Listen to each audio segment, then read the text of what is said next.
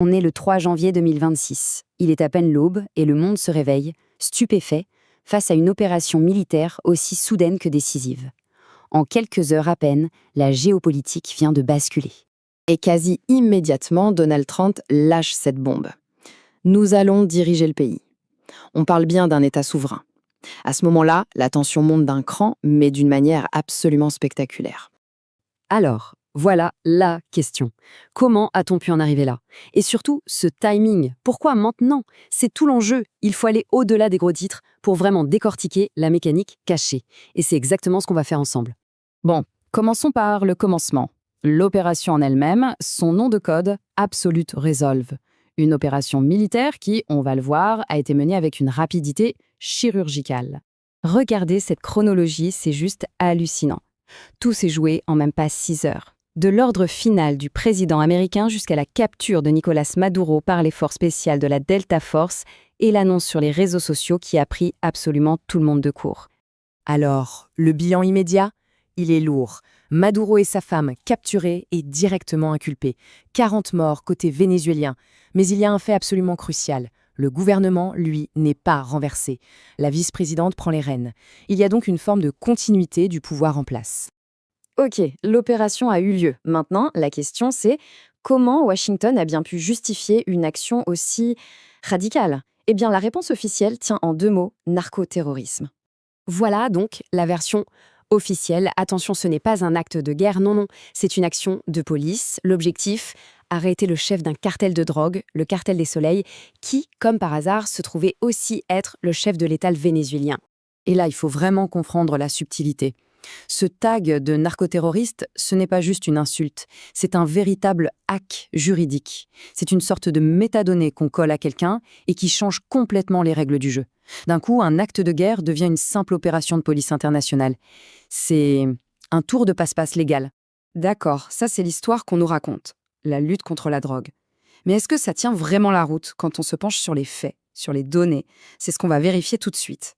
Et c'est là qu'on tombe sur un premier truc qui cloche. Un vrai paradoxe.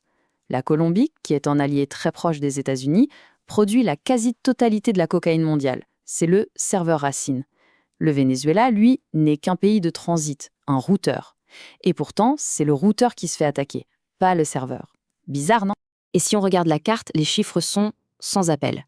90% de la cocaïne qui entre aux États-Unis passe par le Pacifique et le Mexique. La route qui passe par le Venezuela, elle, est mineure et elle alimente surtout le marché européen. D'où cette analogie, tirée de nos sources, qui résume la situation à la perfection. S'attaquer au Venezuela pour la drogue, c'est bombarder le facteur parce qu'on n'aime pas le contenu d'une lettre. Ça n'a pas beaucoup de sens. La justification officielle commence sérieusement à ressembler à un prétexte. Bon, alors, si la drogue n'est pas le vrai mobile, c'est quoi? Eh bien, tout semble pointer vers le calendrier. Le timing de cette opération n'a absolument rien d'un hasard. En fait, il s'agirait de la synchronisation parfaite de 2 horloges. Une horloge électorale et une horloge industrielle.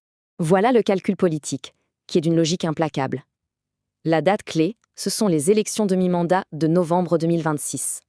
Pour faire baisser le prix de l'essence juste avant ce vote décisif, il fallait absolument agir en janvier. C'était le dernier moment possible pour relancer la production vénézuélienne, qui prend entre 6 et 9 mois, et espérer en voir les bénéfices à la pompe à l'automne. Et ça, c'est une règle d'or en politique américaine que tout le monde connaît.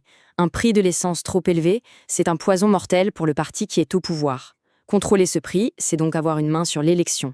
Et puis il y a la deuxième horloge, l'horloge industrielle. Ça, c'est un détail technique qu'on ignore souvent, mais qui est absolument fondamental.